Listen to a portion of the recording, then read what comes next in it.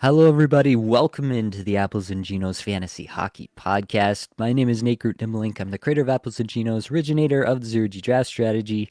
And in this podcast, I've got a special guest with me to break down the NHL Draft and what this all means for fantasy. Let's get it.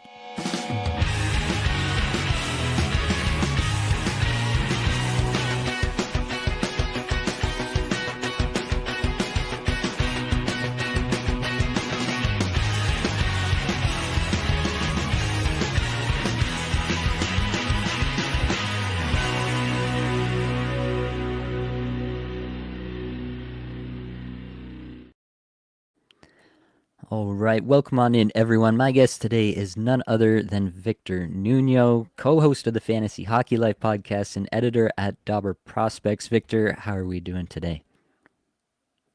I'm doing awesome, Nate. Thanks so much for having me. It's always a great time to chat with you whenever I get the chance.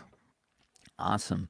Yeah, I think we can dive right on into this. Obviously, the 2025 NHL draft is now in the books. There was, I think the usual amount of intrigue and shenanigans going on by some of the teams, some moving parts, but in the end, I think it's more or less what we expected at the top. Let's start just with the overall class. Just give me some thoughts. What's the overall strength of the class compared to past years? Maybe how many, quote unquote, surefire top line players you see in this class?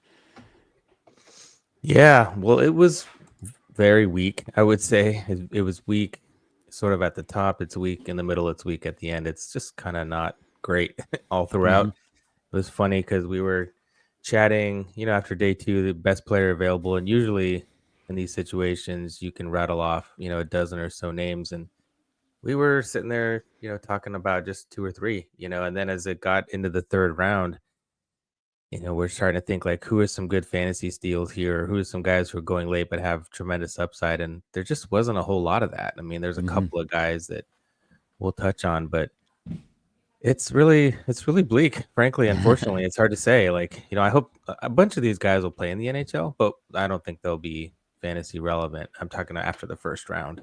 Right. So pretty weak. I think surefire, it's pretty much Misa and Schaefer. Like those are really the only two I would say that I would bet my house on being like, really strong top line players. Yeah. Well, that was going to be the next question here. So, are Schaefer and Misa alone as tier one? It sounds like you're saying yes.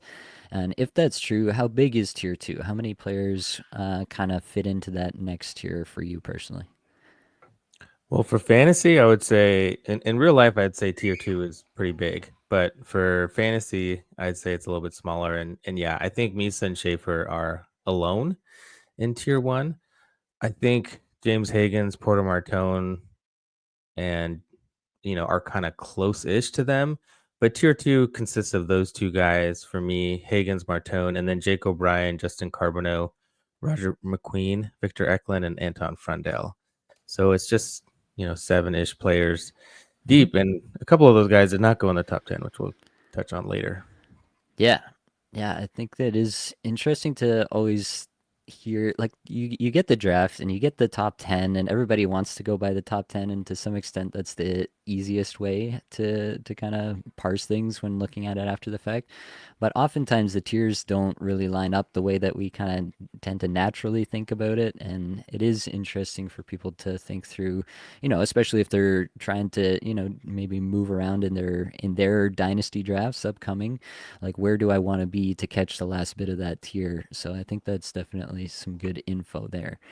Kind of carrying on with that theme, do you think there's anyone who could play today? Anyone who could step right into the NHL next year? I have Anton Frundell on here. From a body perspective, he's about 6'1", about 200 pounds. So from that perspective, you could say that he's maybe physically ready. But I've been hearing that similar, I guess, in the vein of saying it's not the strongest class, that there's not a lot of these guys who are going to go straight into the NHL. Yeah, I think that there's realistically, I'm sure a couple of these guys could, and I think that Schaefer probably will, or at least will play. Everything I was hearing is that the Islanders want to give him a significant taste, and I'm not talking just 9 games. It sounds like they might want to give him a little bit more. I'm not sure that that's ideal, But I think Schaefer and Misa certainly could. Misa's been an exceptional status player. He's used to playing kind of way above his age group, and the details of his game and how refined he is. In many ways, he's kind of not dissimilar to Celebrini in terms of his two-way 100-foot, 200-foot game. But the reality is that both probably would benefit from, a little bit more development. It was interesting talking to Misa. We asked him several times, and he was like, because there's a big question: will he join his brother at Penn State? Luke Hmm. Misa, who's going there, and he kept saying, "My goal is to make the Sharks. My goal is to play in San Jose." And if he plays in San Jose, that means not the Barracuda because he can't. Yeah. He's very much committed to making the team. He talked about his summer regimen and the work that he plans to do, and I think that he probably could. I'm not sure that that's best for either of those guys, Hmm. and really no one else is all that close except I guess Martone. He played at the World Championships with men, and being a Hmm. bigger body and a really smart guy, he probably could as well. Hmm. But realistically, I don't think anyone in this class is stepping into the NHL right out of the draft and being impactful for fantasy. Right.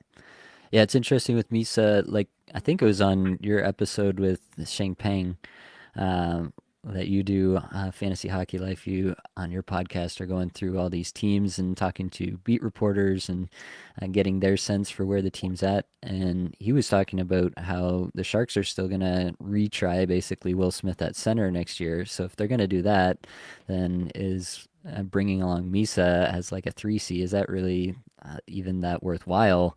Let him develop a little bit more elsewhere as a top line player.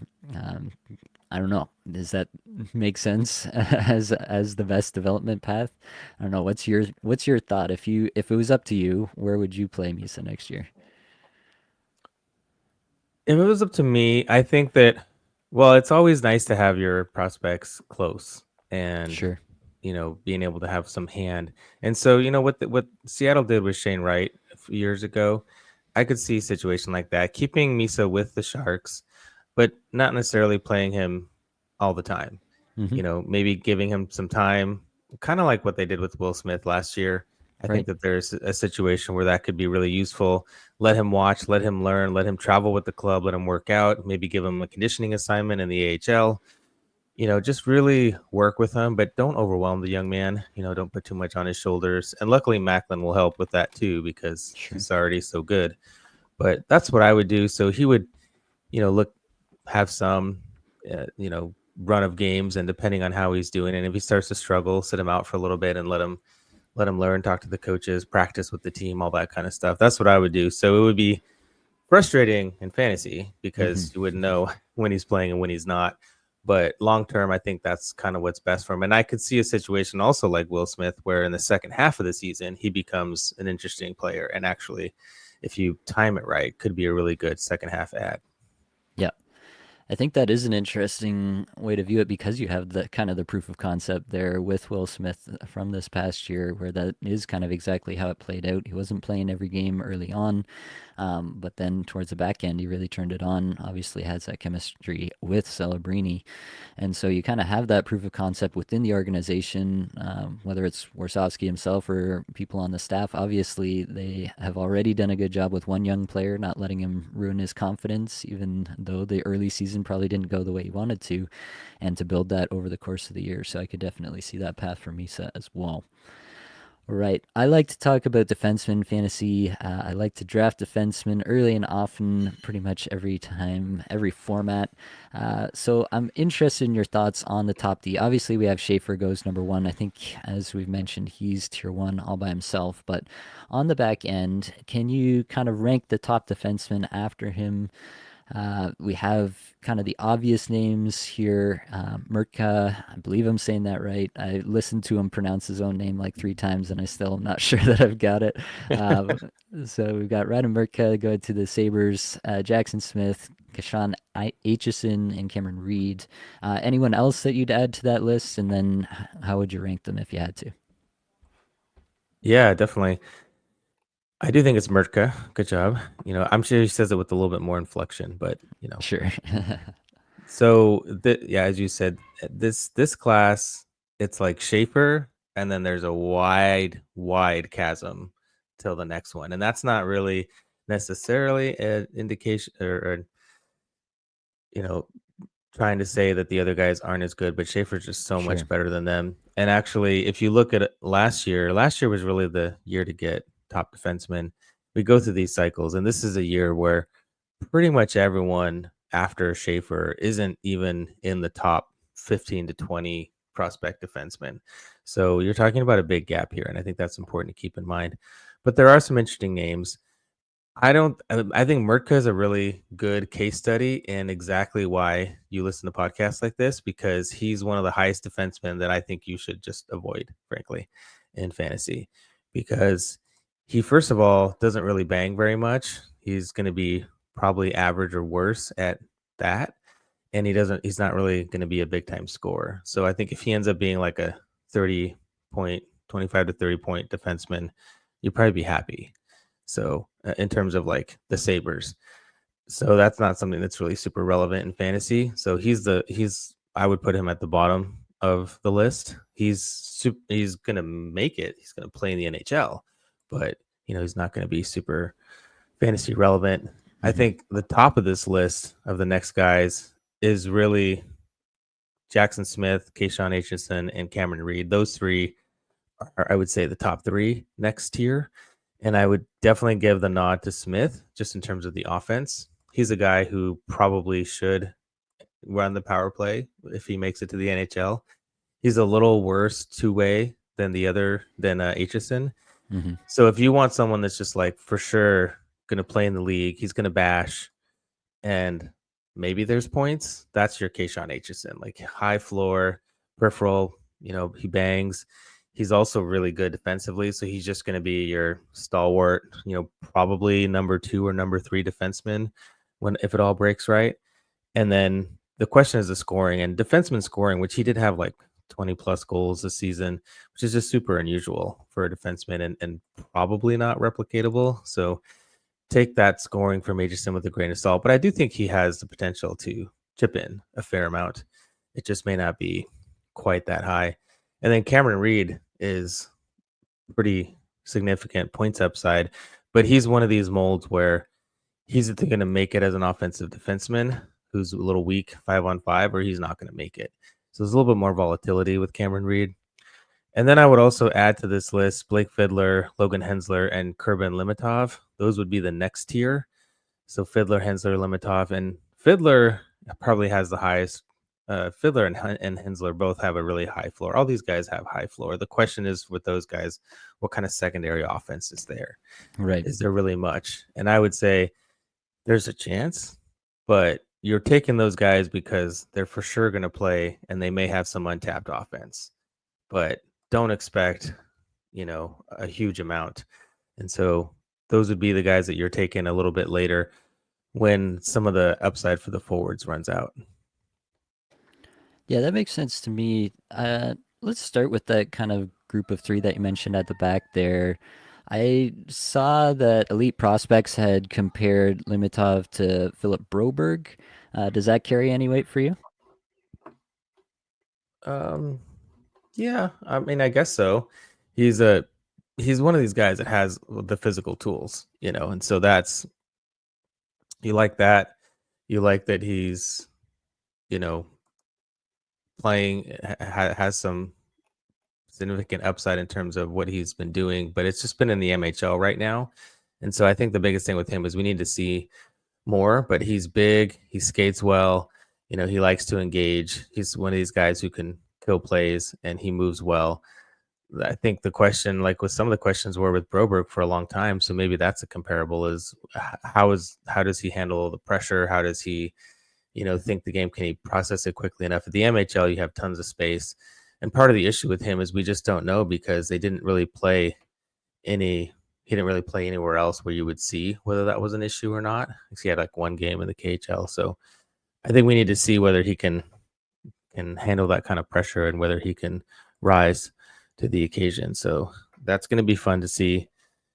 It was fun asking him who he kind of modeled his game after and who he liked. And it was funny because he basically said Nikishin, like I want to be like Nikishin, and then he said he thinks his game was a cross between Darlene and Nikishin, which of course makes us all salivate. But that's his impression. I'm not sure that he's realistically gonna get there. I mean, I envision myself as being 6'5", but I'm not. Yeah, I think that's something that everybody goes through at some point or another for sure. Yeah, I've seen stuff. I've seen some people get really excited about Hensler. It feels to me like he's a bit more of a two-way guy, maybe not necessarily the top power play guy. Would that feel right for you? Yeah, Hensler is a good guy to talk about. And I think where he went, tremendous value. Like I think the kid is going to play. He's got a lot of great tools. He's definitely got the two-way part. How much offense can he chip in is I think the question as you're alluding to. And yeah, I think that's what a lot of people are wondering. And he's the kind of guy where you could totally see secondary offense evolve, because right now he was playing, in a pretty difficult position in the NCAA as an 18-year-old. Like that's really tough, and he did well, but he also didn't have like a ton of opportunity. And so when he gets a little bit more comfortable, can he? Some of these guys when they just get more and more comfortable and start driving play 5v5, some of that offense comes. But when you're drowning to like keep up at even strength, you don't really have the energy and wherewithal to add much offense. And so I think there's a hope that Hensler can develop some more secondary offense, but I think you're hoping for like a 40-ish point, maybe more with him. I don't think the upside, if he does discover more offense, is going to be too much more than that. But he's one of these guys that's like a super safe floor.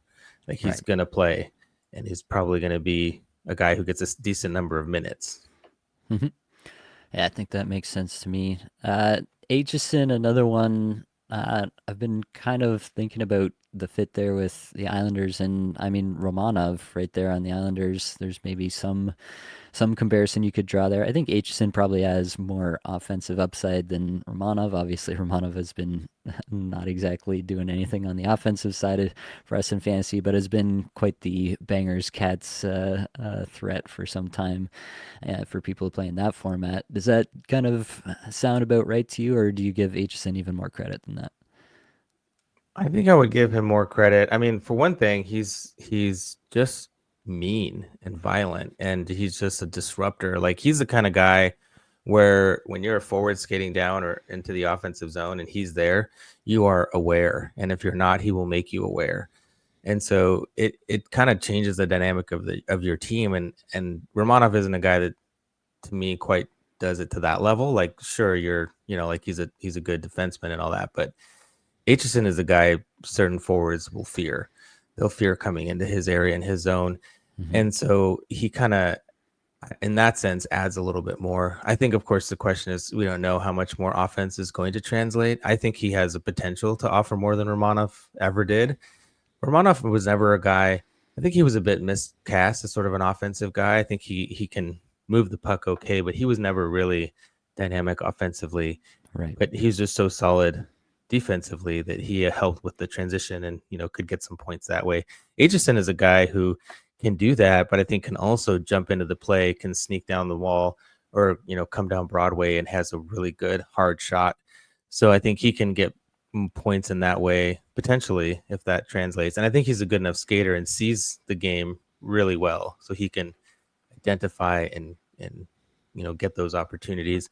And I don't know that Romanov was ever really a guy that tried super hard to do those kinds of things. I'm not sure he sees it quite that way. So Right. yeah, I think there's a little bit more upside there with Romanov. I mean with Aitchison, and I do think that he's the like long term that would be like he's a guy who could be their number two. He's not going to be their number one, obviously with Schaefer there. But I mean, talk about filling out your left side for a decade. Like it very well could be the case. And Yeah. so he's also going to have just secondary offensive role just because of Schaefer, unless one of them moves. For sure. Yeah, I think the Islanders, a lot of people were a little bit underwhelmed by what they got for Noah Dobson, but getting Aitchison and Victor Eklund, I think a lot of people are feeling a little bit differently about that deal after the results of the draft for sure. All right, let's continue on. Next question I have, any surprises in your top 10? So, players after the draft, you've kind of recalibrated. Do you have players in your top 10 for fantasy that would surprise us, maybe based on the results of the draft or public opinion about the players? Is there anybody kind of high up on your draft board that you're kind of making a claim on this guy's going to be better than most people think? Yeah, I think so. I have three, so All right. we can go one by one if you want. Yeah, let's do it. So the first one is Justin Carbonneau, and Justin Carbonneau went 19th to the Blues, and he was consolidated ranked around that in the teens. But he's probably the biggest example, I would say, of guys who their fantasy value is way different than their real life value.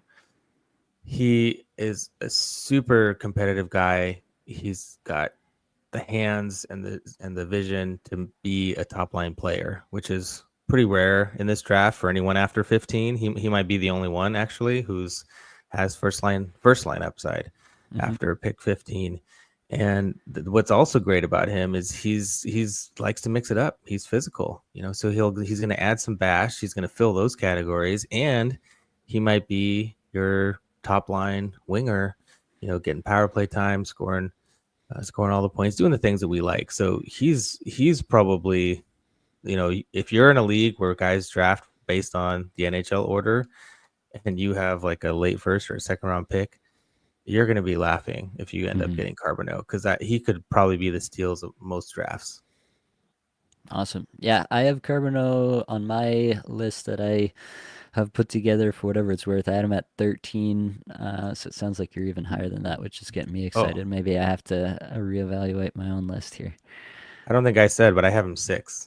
He's six on my 6. Wow. list. All Yeah. right. That is aggressive. I like it. Yeah, I've seen a few of the highlight reels, and definitely he's got that in the bag as well. All right. Who's your next one? So the next one is Victor Eklund. He's seventh on my board, so right after Carbonneau, and then most people had him consensus in the top 10, Hmm. and he fell all the way to 16. He fell to 16, most likely because of some things we'll talk about later in terms of what people were looking for in this draft, and he's actually a slightly undersized winger, but he's so tenacious. And yes, he is William Eklund's younger brother, but he's a bit of a different player. Hmm. William is more finesse. They both have super high hockey IQ. They see the play really well. They anticipate really well. Their skating is good. But Eklund is highly competitive. He's one of these high motor guys. In fact, we were talking comparables, and he talked about this himself. Travis Konechny is probably a bit comparable for him, like slightly undersized, but super competitive, can do anything you want, play in any situation, put him out there when you're ahead, when you're behind, Hmm. be on the power play. That's the kind of guy you want. I mean, in fantasy, you want someone out there every situation. He's not like the biggest bruiser because he's slightly undersized, but he is going to be above average for bash, with his brother. If everyone's looking at him thinking he's going to be like his brother in terms of bash, which is pretty disappointing. William doesn't really do much in terms of that, but Victor is going to be very different. He's going to be maybe not one of your top hitters in terms of like, the guys that are third liners and that's all they do, like your William Right. Carriers, but in terms of guys who actually score and hit, he will be one of the top guys. Nice. Yeah, I'm a huge fan of Eklund as well. Yeah, I think maybe it was pressures of the draft and what teams were specifically looking for that caused him to fall. But everything I've seen, everything I've read about the player, even the models, like I know you use Byron Bader's model as well. That looks Mm-hmm. good on Victor Eklund as well. So I've really not seen the downside here. Like, yeah, I saw the Travis Konechny comp come up. I saw the Seth Jarvis comp come up. So any player in that kind of vein, you can definitely get excited about. And I don't know if maybe it's just like a placebo kind of thing, but whenever you hear those kind of like high motor, high hockey IQ kind of comps, it makes you feel a little bit more solid about the floor. I don't know. Do you feel the same way about Eklund there? Yeah, for sure. And that's a lot of what we were talking about in this like draft in general, and a lot of the scouts and people I talk to. The question when you're talking about these guys that, might have upside or have a lot of scoring, the question is always what's their B game? What do Mm, they do when they can't score as much? And you play about 95% of the game without the puck. And if your off puck game is not good, like what are you doing out there? The coach is not going to play you. You're going to have a hard time getting minutes. You're not going to get power play opportunity. And so, yeah, when you hear the motor, that's just like, to me, that what that should translate, because the way I hear that often is like, this guy just wants to be in the lineup, right? He mhm, wants to do whatever you can to make an impact, to get that opportunity. Because for most of these guys, for a lot of these guys, the opportunity is not going to be handed to them, right? for Unless sure. you're like a top, tier prospect, and even then you got to earn it. So when you got that high motor, that high compete, absolutely, it raises your floor. It makes the coach want to put you in and give you minutes. Makes the GM want to give you an opportunity. So, yeah, I think it's a good thing. Maybe sometimes people think like, oh, he's just going to be a third line banger. Well, maybe there certainly are guys like that who are high motor and don't really have the hands to do more. But there's a distinction there, and Victor is definitely in the other category where there's also upside for points. An elite first name there too, so we can't There you go. discount that. You had one more. You had three. Yeah, Cole Reshney is the other one, Okay. and Cole Reshney went 18th to Calgary. I really like Calgary's draft, by the way. I think they got some really good value, and so, anyways, he's a really interesting guy because he's probably, so I had him Cole Reshney ninth. He was consolidated 21, and he went 18th. So another one that you can probably get massive value on, because Reshney has super high points upside. I mean, he's probably he and like, so Carbonneau was the latest, and so he's one position before. But these are like a couple of the guys who actually could be top liners who went, a little bit later. And Hmm. that's pretty much it after that. After Reshny, you start talking about maybe top six upside and more likely middle six. So he's someone who has that potential, and he's going off to Nodak next year, which I'm sure that's going to help him. The biggest thing for him is his feet. He's just not the best skater, but like his Hmm. vision and his puck handling, and he's pretty detailed too. Like, he's not just all scoring. So like he does play both sides pretty well. It's just sometimes he has trouble getting there fast enough. So you think of like extreme example of that is like John Tavares, right?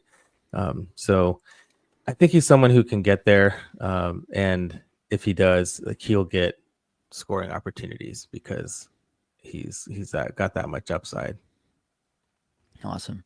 Yeah, one that I wanted to bring up. I've been unreasonably high on Jackson Smith kind of throughout the start of this process till now.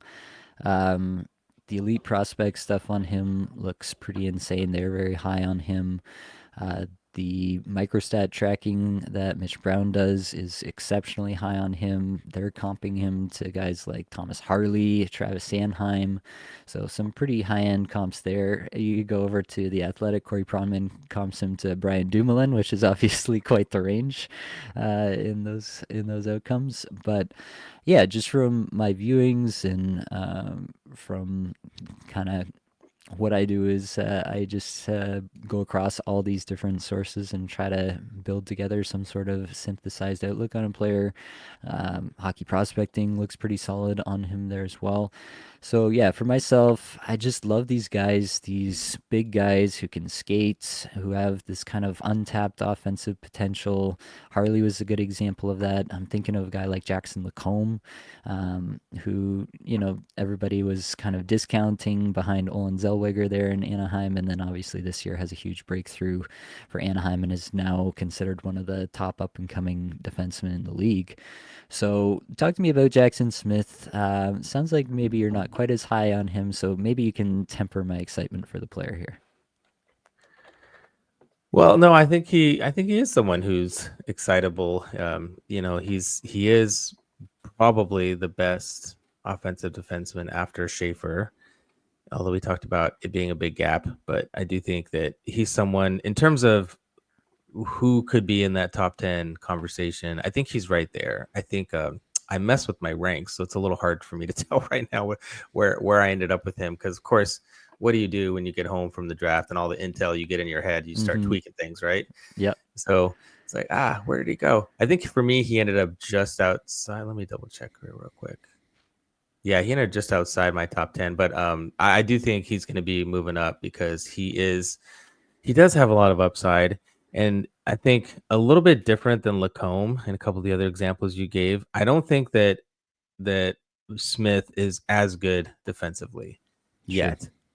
I think that he can get there. He is a really good skater. He is someone who, can kill plays and turn things and go the other way and generate a lot of offense that way. And he does have some really good um, vision, and his skating is excellent. But sometimes the issue with him is that when he gets a little bit too under pressure, he makes some mistakes and he'll kind of throw the puck away or he'll turn it over. And I do think that can get better. And, I talked actually at the draft with one of the Western scouts who I talked with a few of them, and they all think that he can get there. They acknowledge that that's something that is happening right now. He's aware that it's happening.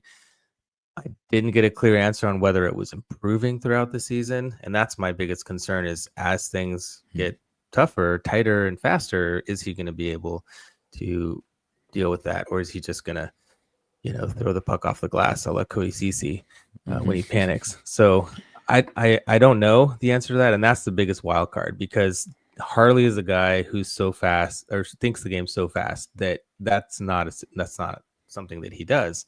And Travis Sanheim also pretty underrated in that way. I think the offensive ceiling for Jackson Smith is Thomas Harley. I don't know if the defensive floor is Thomas Harley. So I think Right. that's the big question there.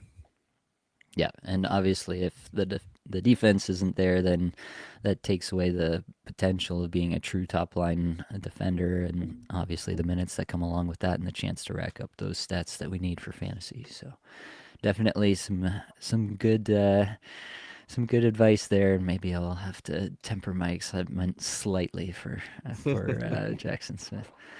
All right, let's move on to bangers. Lots of people obviously are playing in bangers cats leagues. So, any players that you think we should underline from bangers cats? I threw a bunch of names up here. Sounds like already from our conversation about Mirka that he's probably not somebody that we should have on here. Are there others on the list that you would highlight? More that you would add? Any that you don't think belong? Yeah, so one of the cool things about that I always had this question myself. So that's part of why I built the tool on my website to look at bash for each player. So you can look at block shots and hits for all prospects on my Fantasy Hockey Life player cards. And I wanted to double check some of these because I wasn't sure. Hmm. And of the ones you put on here, Vansagi, Prokhorov, and Betkowski all do bash really hard. Don't know how much offense there's going to be for them, and so that's the Right. question. I think Vansagi and Prokhorov certainly can, and I like those picks. I think those are two value picks that have a high peripheral floor, Hmm. but also have at least some upside, and so that's interesting. Aegison, I already mentioned, he's going to be Yeah. like top of the top hitter, and with the time on ice, he'll probably block as well. You have Martin there. I think two guys that you're missing are Hmm. Justin Carbonneau. Hmm. He's the primo banger, I would say, in this class Awesome. because the points upside is massive and the bash upside is he's not the top basher in this class, but he's so good for points and having both. And so one of the tools that I have on my website is you can plot bash per 60 against points per 60. And of Nice. course, Yep. always important to look at it per 60, right? Because you want Hmm. to make sure that it's not just them getting 25 minutes or time on ice. Hmm. So the three that rate out the highest in bash and points per 60 is Carbonneau, Brady Martin, who you have there, and the other one you don't is Carter Bear. Okay. So those three are going to be the ones that you want to have. And the the thing with Brady Martin and Carter Bear is that I think that they're 50-point guys. Right. So truly, truly like Sam Bennett in the sense that he is not going to score much during the regular season, but will bash. And so like that's a valuable player, but it's not Brady Kachuk. It's not Matthew Kachuk. It's not, Ovechkin in terms of like, high points and high bash. The Yep. only one who I think could get there is Carbonneau. Right. Someone described him to me as pretty similar to David Perron. Okay. Yep. And Perron was never like an elite asset, but he always provides solid peripheral floor and the scoring. And I Hmm. think the discussion was also that Carbonneau might have more offense even than that. Okay. Yeah, that definitely makes sense. I mean, Perron had almost a point per game season. I'm just looking back at his seasons. He scored 66 points in 70 games for Vegas back in 17-18. So if you get up into that range, you're definitely in a good spot. Yeah, that's good info. Carter Bear, elite prospects. They were talking about him as maybe lesser Brandon Hagel, somebody with that kind of again, talking about guys who have that dog in them, right? Definitely the only comp I've ever heard for Brady Martin is Sam Bennett, so that makes sense. Uh, Probably Sam Bennett's playoffs here gained Brady Martin some points on draft night and got him into the top five there with Nashville. But yeah, I'm interested in those guys. Obviously, much more interested if you're in some sort of bangers cats format. That's a big point in their favor. I didn't have Carbonneau noted as a guy with a lot of bash though, so that's a good note. I may have to move him up just based on that alone. I like that. Um, One more, just because we're here and he's kind of the only player in this range that we haven't quite touched on yet. But Roger McQueen, big guy. Everything I hear about him is that he's a massive project, right? Goes 10th overall to Anaheim here. They definitely will have space for him. The high end comps people are talking about Quentin Byfield, of getting Malkin. Definitely people are seeing the talent, but they're not sure he's ever going to get there. Do you think that, I mean, everybody sees the size and they might ascribe some hits and bangs his way, but is he that kind of player, or is he more a player that you're hoping develops on the offensive side of things? Yeah. So I mean, he's really hard to evaluate because he didn't play very many Yeah. games. But when he did, he was. Well, I just pulled up his player card because I was like, oh, let me remind myself, Hmm. my Fantasy Hockey Life player card, and his hits were rated 100 percentile for the WHL in a All per right. 60 metric. So the answer is a resounding yes. He blocks actually a fair amount too, and so yeah, Roger McQueen is such an enigma. And I mean, I have thoughts to say about his back issue from my medical point of view. Hmm. It's really interesting. So I found out he has what's called a pars, or he ended up having, he was misdiagnosed, as you probably heard. Hmm. He has what's called a pars interarticularis fracture, which is a little connection of the body part of the vertebrae to the back part of the vertebrae. You have like these three pillars, and so it's kind of this potential weak point where it connects the front and the back. It is something that tends to happen, that it can be traumatic. Certainly hockey can do that, but also it can Hmm. be congenital in the sense that you can have weakness in that area. And so the Okay. biggest question that I don't know, from not hearing the answer to this part from his doctors, I got a couple of pieces of intel from some people that are connected to find out that information. But what they couldn't tell me is whether it was bilateral or unilateral, and that makes a huge difference. And so I'm I would be very worried. I've said this before. I would be worried about drafting McQueen from a medical perspective if I was a team Hmm. doc.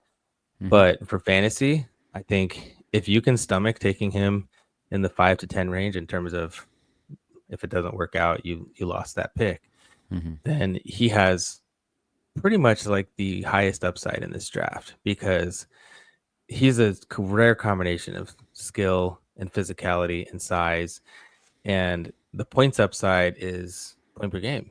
And there are Hmm. very few guys in this class that have point per game upside, and Roger McQueen is definitely one of them.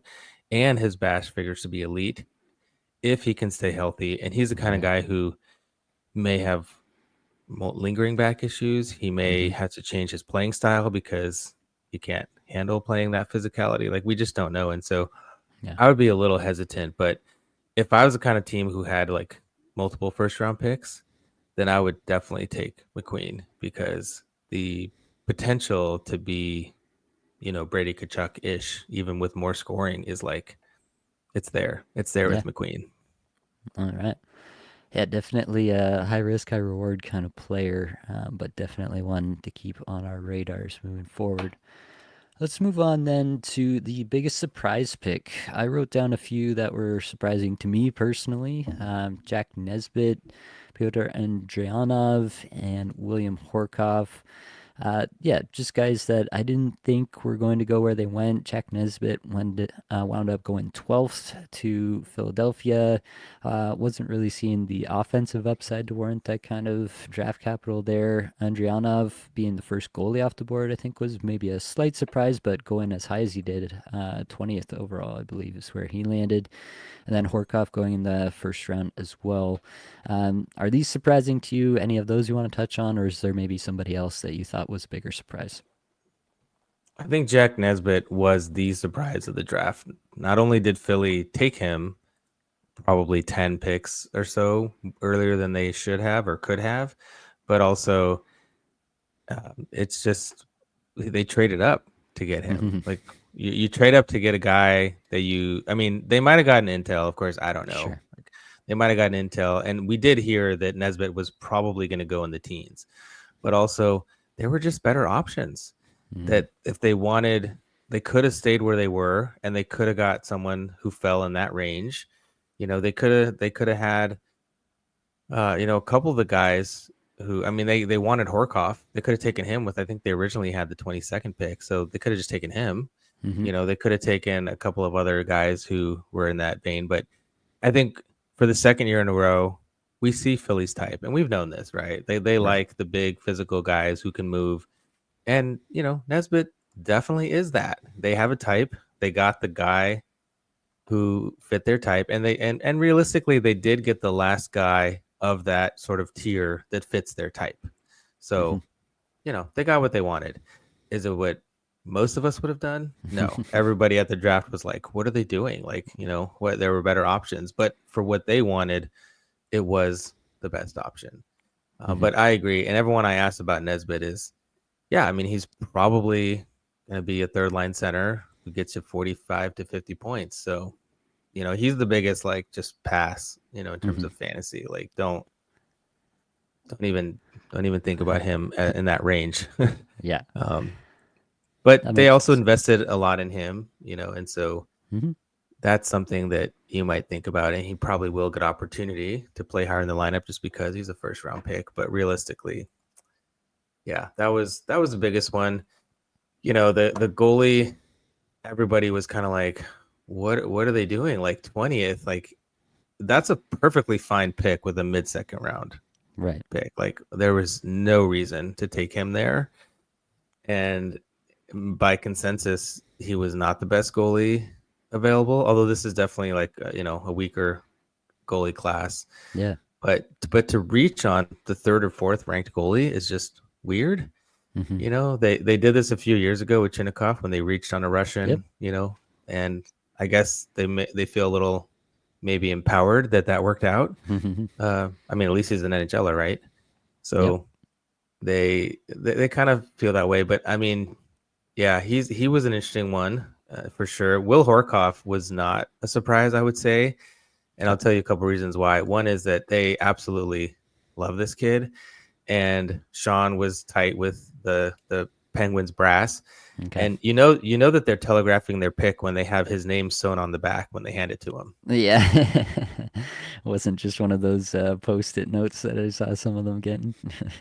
Yeah, no, it was funny because we were hanging out in the hotel bar after, and Sean Horkoff and Will and the whole crew, the Michigan crew there, were hanging out, and it's like just like watching him with his jersey, and like he's like, yeah, everyone knew all along, clearly, Right. like this was telegraphed. Everyone knew it was going to happen. Everyone was there to celebrate it, and kudos to the young man. I don't think he's someone that you want to consider in fantasy.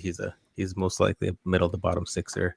hmm So that was kind of surprising. I think Mason West going in the first hmm was pretty surprising. I think that most people thought that, second or third because of the risk of hmm playing football and all the things that I'm sure you've heard. So that was a bit surprising. But Chicago also had 3 first-round picks. So, at the same Yeah. time, it's like, all right, well, you got your guy at Frondell and you got a project and Vladkov Nestersil who could work out really well. And it's like, okay, you got some flexibility with this third pick. And it's earlier than most people would have taken him. And it was funny listening to it was interesting listening to the scouts and the writers about this. They're like, there's no way the Blackhawks are going to let him play football. That's what Yeah. we've heard, right? But they're Yeah. like, there's no way they're gonna talk him out of it or leverage him in some way to avoid that. And I also heard people talking about there's legit concerns that he's just going to be targeted, right? And someone's just Mhm. going to want to be the guy that took him out. Mhm. And that's terrible to think about, but it's probably true. Like he probably Yeah. is going to have a big target on his back. Yeah.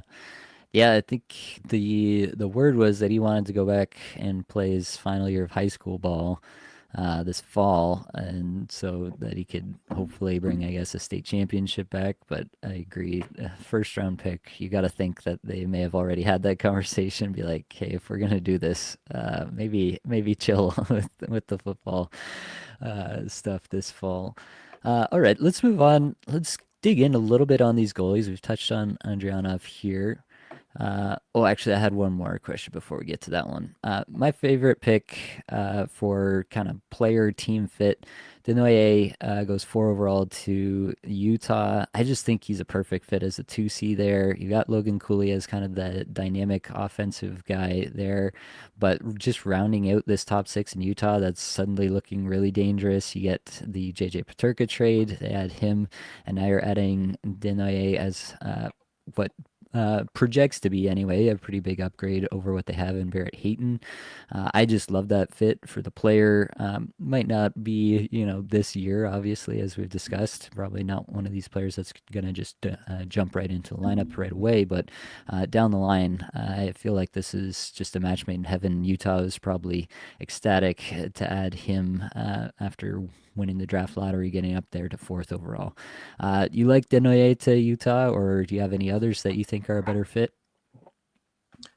Yeah, I like him. I mean, I like Darnay a lot. So, hard not to like wherever he goes. I also really like that he went to a team that has a legit already defined first line center. Hmm. That makes it, even though I mean some people may say that Keller's a winger and Cooley, I think is going to be the man there. Keller can play down the middle, but Hmm. I don't think Desharnais is better than Cooley, and so I think he slots in really nicely as a 2C. Desharnais is an awesome 2C. If he was trying to be a 1C, there that would be tough, Hmm. and so it would be maybe a little bit too much pressure. So in that sense, I think it's perfect, and he does add a little bit more grit and physicality Yeah. to that group, which desperately needs it. So I think that Hmm. that's really good as well. So yeah, all in all, it's funny. I was sitting there talking to him, and he just looks like so tiny, so skinny, like a lot of these guys do in person. It seems like, but Right. he's he's definitely he's still 183, so I think he can play. And think he plans to play closer to 200 pounds or closer to 90 kilos or so, and so Hmm. that's I think will be good for him. So yeah, I really like that fit. I wrote down some other ones here in terms of great fit. I think Roger McQueen we just talked about. I think Hmm. he's a great fit because they already have they already have Carlson, they already have McTavish. There's Yep. no rush to bring McQueen in, and they can really Right. let him kind of acclimate. And I think we saw what they did with Carlson. I think that they'll do a similar thing with McQueen. Well, they'll let McQueen play a whole year in the dub, which he needs to do, but Yep. then they'll let him come along slowly, which is really good. Sometimes, we saw what happened with Bedard. We see what happens with some of Hmm. these teams that are so bad, and it's rare that someone steps in like Celebrini and just becomes the first line center and handles Hmm. all situations. Like that's a tough assignment. So when he comes along, it's going to be at a pace that's more friendly to him. So I thought Hmm. that was really good. I liked a lot of these fits. I liked Martone. You know, Hmm. Philly has a style, but they got size and tremendous playmaking with Martone. So Right. that was really good. I mean, as much as I didn't love the Jack Nesbitt pick, it is a surefire fit for the Phillies. I mean, that's what they wanted. Yeah. So, that in terms of fit, great. That worked out really well for them in terms of what they're looking for. So there was a couple ones. I think Brady Martin also fits. What Nashville seems to want. Again, I think Hmm. that was a little high for Yeah. him, but I think the fit is good. And I also think Jake O'Brien.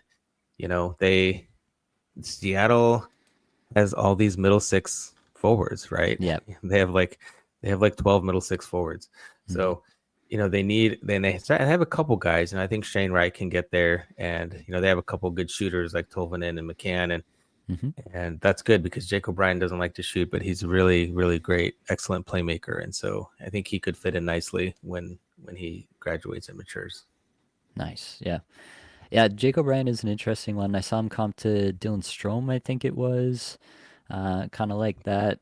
The hockey prospecting stuff loves him too, so he's definitely a good pickup for them. And yeah, hopefully they can find some scoring in Seattle. I think Matty Beniers has been a good player for them, but I don't know if he's like a true 1C, if he's got that point per game upside that they're obviously hoping for when they drafted him. So if they could find some sort of playmaking from O'Brien to maybe go alongside some goal scoring from a guy like McCann or somebody else, maybe not on the roster yet, then I think they'd be in a much better spot offensively. All right, let's get to these goalies now. Top goalies, we've talked about Andrianov. Ravensburgen also goes in the first round to San Jose. You've got Semyon Frolov going to Carolina, 41st overall, and then Alexei Medvedev going to Vancouver, 47th. Any others that you are keeping an eye on that you'd add to this list? Is there any of these fits or any of these places where you think one of these goalies might be worth maybe a later round pick in your dynasty drafts? Yeah, I mean, I think that those are the best ones. One that you didn't mention that I think is good, who went way later, is Rimpinen, and Hmm. he's the Finnish goalie. I believe he's overager, and he went. Let me see. I was just checking because I remember hearing his name called. Yeah, fifth round. It was quite a bit later. He was awesome at the World Juniors and almost won Finland Yeah, that medal, the gold medal. But he is 6 feet, and that's the issue. He's 6 foot, and and before this season, his league play was okay, but he improved this year, so that was, I think, part of it. But yeah, I think that he's someone with a really late pick that's interesting. Ravensburger, I'm a huge fan. I thought he was the best goalie. I thought, and I'm usually someone who favors some of the Euro goalies. Unfortunately, I think lately Canada's have a hard time developing these really top end goalies, as I'm sure you're aware. So, but he seems a little bit different. He doesn't fit the bill. And actually, what might have really helped him is he was not on anyone's radar before this year. He wasn't even drafted into the dub. He hmm, kind of worked his way in, and he's just sky's the limit. I mean, he has to put a bunch of weight on and work on some things, but man, the upside is huge. And I think it's actually good. Some people might be upset that he went to San Jose where they have a scar off, but I think that's good for him. There's no pressure. People yeah, aren't going to be tapping their watch like, yeah, when are you going to make it, and he can just go be himself. And if he does end up in a tandem with a scar off, there are way worse things, and that's yeah, probably 4 to 5 years from now anyway. So right, realistically, it's going to be a while. So I really like him. I really like Frolov a lot. I like Andrionov, not where they took him, but yeah, I do think he's like probably the third or fourth best in this class. And so, sure. And that kind of gets to one strategy thing I was going to bring up. If you're in like the 15 to 20 pick range in this draft, because it's so weak, I would just take a goalie. You hmm, know, any of the goalies that are on the list, kind of doesn't matter to me whichever one's left. Maybe even a couple if you have multiple like late round picks, because hmm, at this point, the draft isn't deep enough to, in my opinion, to swing on some of these Hail Marys. right, And as much as we don't know about goalies and as much as they are random, any one of these, 6 to 7 goalies in the top could be a number one. We don't know which one, hmm, but one of them could be. And so yeah, why not take a flyer on that, which you're not going to get a first line player after round two right, in this draft. Like it's just not going to happen. And probably not even in round two. hmm, So, just take a swing on a goalie. It's a better bet. yeah. I actually think that makes a lot of sense to me. You get in, like, it's still reasonable draft capital on all these guys, right? Even the ones in the second round here for Olaf and Medvedev. Uh, yeah, the team has clearly invested a pick of some value in acquiring these players, so they're going to be interested in developing them as best they can. So, yeah, if you're in a spot, somewhere later on in your draft, and not through the first, maybe 10 picks or whatever, but anywhere after that, it starts to be, kind of open game on just kind of taking the biggest swings you can, because the hit rates do get much, much lower after that point. And so, yeah, why not add to stockpile a bunch of goalies, let them percolate down your lineup. Yeah, I've been kind of going through a strategy where I want to take like one goaltender later in the draft, just take one that falls in every one of my drafts, my dynasty drafts, and just add them to the list, and kind of just keep replenishing that over time. And yeah, obviously you're not going to hit on all of them, but you're also probably not going to hit on many of your player picks in that range. So I think that does make a lot of sense. And then, yeah, you might find some found money there. You might get a absolute top line starting, or at least tandem goaltender who makes a difference for your dynasty lineup. All right. Last one I wanted to talk about here, sleepers to think on. Cameron Schmidt, I saw a lot of tweeting online as he fell further and further. Definitely, I think the consensus from scouts was that the skill warranted Schmidt going much higher, but this is a player who stands 5'7". It's definitely not the prototype that people saw win in the playoffs this year, with Florida just manhandling every team they went against. And so I think that did keep some teams off of Cameron Schmidt. He ends up going 94th overall to Dallas, because Dallas obviously stays winning with these drafts. I really like Cameron Schmidt. I like everything that I'm seeing from all these scouts, all these scouting services. Yeah, the equivalency looks really good on him from Hockey Prospecting. Everything yeah, looks very solid. Obviously, he's got the stature thing to overcome, but that's my favorite guy as a late round sleeper. I don't know, Victor, if you've got another.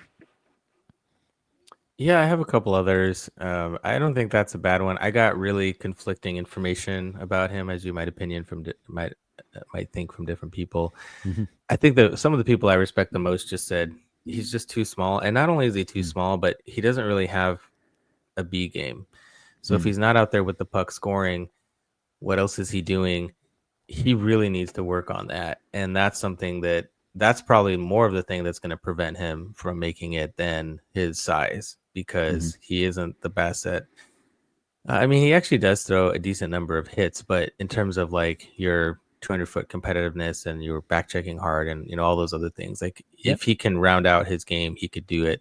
In fact, the guy I was talking to was saying, he really needs to Connor Garland himself. If he Right. could turn himself into that kind of player who's just super hard to play against, really, fast, disruptive, then maybe he can flex some of that scoring later. But Hmm. most of the people I talk to are skeptical that that's going to happen for Schmidt. Okay. I do love that on the positive though. There were some people who said if it was great that Dallas took him, because we have some proof of concept, right? I mean, he's not Hmm. the same as Logan Stankoven, but he's a similar Yeah. size, and Yep. that's a player. So Stankoven did have all those things. He had all those B games. He's a super. I mean, he's like Mark Stoning people out there, like just stick checking and stealing the Hmm. puck. That's the kind of thing that you need to be able to do. In addition to, I think Stankoven's offense is more high end. So you know, could he flex himself into that position? I hope so, but I personally don't think so. And so that's I would be a little more hesitant on him. But I do have some names for you. Blake Fiddler, who is Hmm. kind of in that little bit later range in terms Yep. of offensive defenseman, and he is Vernon Fiddler's son. And I think he's got the big size. He's rangy. He's a really late birthday too. So Hmm. realistically, he's gonna just mark my words. Fiddler is going to have a huge season for Edmonton Oil Kings next season, and he's going to pop off, and everyone's going to say, "Where'd all this offense come from?" And it's because he's a little younger and he didn't have as much opportunity as a draft eligible, but Hmm. he's probably gonna be close to or over point per game next season, and everyone's gonna tag him as one of the biggest risers. So Nice. do yourself a favor and take Blake Fiddler soon. Hmm. Take him earlier, and then you'll be happy. Malcolm Spence is the other guy. Those are the two guys Yep. that most people said they should have gone on day one. Hmm. And the thing about Spence, though, is that he went to the Rangers, who have just a pretty awful track record of developing players. Yeah. But on the other hand, believe in him so much that I think he'll get there despite the Rangers' best efforts to mess up his trajectory. All right. But also he's going to college. He's going to Michigan. So Yep. that's good for some players when they can kind of get away from, being meddled with, and sometimes it's bad when you kind of want them to be teams that really do develop well. You kind of want them to be more engaged with their development. So, but in this Right. case, I think it helps Malcolm Spence so he can kind of get away from that. So that's the two biggest ones. I'll give you two other ones though. Danilo Prokhorov, Mm-hmm. you know, the Islanders killed this draft, and one of the reasons they Yeah. killed it is not just because at the top, but getting Eklund, getting Aitchison, and then getting Prokhorov. Like he's got some pretty significant upside in terms of second liner or second round guys. He might have one of the highest. He's still pretty raw, so he's huge, so he's filling into his Mm-hmm. frame. He spoke through an interpreter, so it's always hard to gauge, but he has a really good shot, and he is going to keep rounding out the rest of his game. And he didn't play any KHL time, so we don't really know if that scoring can translate. But he's someone I could Mm-hmm. see taking a big step next year. He's also a bit of a late birth date, so I like Prokhorov. And the other one is Ben Kevin or Kevin. Mm-hmm. He went at the end of the second to New Jersey, and he's a really interesting player. So fun fact, he was born like 20 minutes from where I work, and it's really funny because the hockey development there is not great. So he had to like go away, and he eventually went to the USHL, where he had some pretty significant contribution. But he was also injured this season. He got injured like really early on in the season, and so that all clouded a bit of his development. And so I think Ben Kevin, he's going to Arizona State. He's another one of these guys who could be, point per game or have a really strong freshman season, and everyone's going to say, "Whoa, where'd that come from?" Mm-hmm. Awesome. I love that. All right. Well, that's all the questions that I had kind of prepared, but I wanted to leave some space open for you, Victor. If there's any specific players that we didn't really get to talk on, maybe as much as you'd like to, or any other topics, stuff that came up from the draft that you'd like to share, the floor is yours here. Well, yeah, thanks. It was really fun. It was weird being decentralized, so we didn't have a Yeah. lot of the beat reporters. We didn't have any of the team guys. So that was, and we were pretty unaware of a lot of the trades that were happening, just because we were busy looking at other things. Mm-hmm. Um, but yeah, so that was interesting. I think, as you kind of alluded to earlier, I think this draft completely overcorrected to what the Florida Panthers did. We saw Mm-hmm. physical players going just way higher than they should have, and we saw smaller, especially wingers. Some of the smaller centers went earlier, but the smaller Mm-hmm. wingers fell hard, and that's good to know. So when you're drafting and you're looking at some of these wingers who are later than you would expect, that's important to realize that they might have Mm-hmm. more upside than they were given credit for. So I think that was interesting.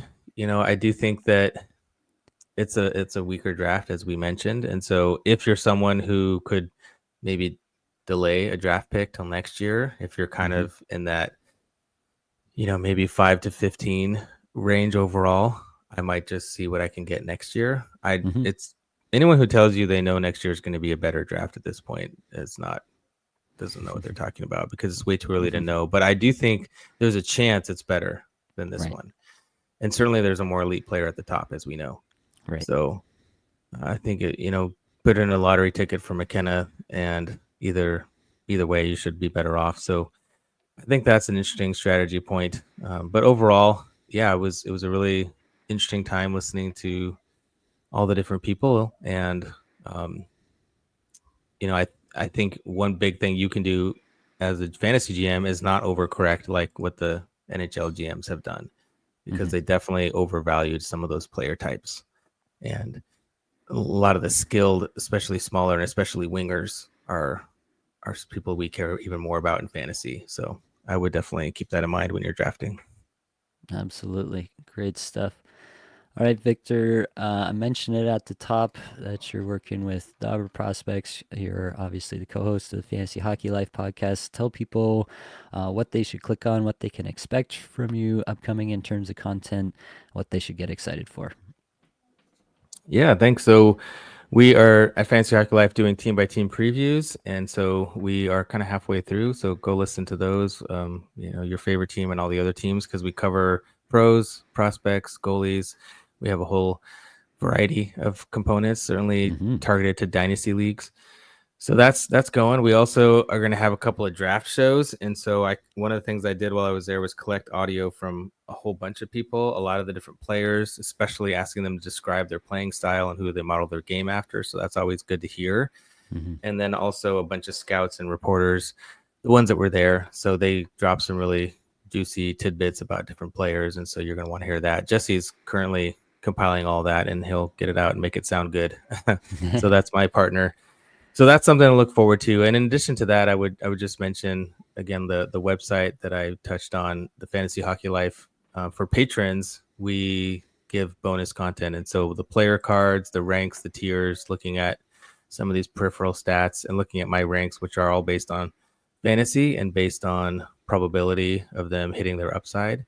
So you can check all that out if you want to, get some insight into that. Absolutely. Yeah, can't recommend Fantasy Hockey Life podcasts enough. All those team by team previews are stellar work. Love hearing about what these teams are planning for different players. Mentioned the Will Smith tidbit that they're looking at moving him back to center, so that's good info. That kind of stuff you only get from talking to each of these beat reporters. So I love that. Definitely think you guys have really kind of cornered the market on Dynasty, which is great. I love playing in that league with you as well, the El Nuño league that we play in together. So can't recommend the Fantasy Hockey Life guys enough, and all their products. Definitely go check that out. We'll have some links in the description here for sure. But I think that is going to be all that we've got for this episode. Hopefully, it brought you some value. Helped you get a little bit better at fantasy hockey today. All the advanced stats you heard today. Actually, I don't think I touched on any advanced stats with these prospects, but you can still check out Natural Stat Trick. It is a terrific free resource.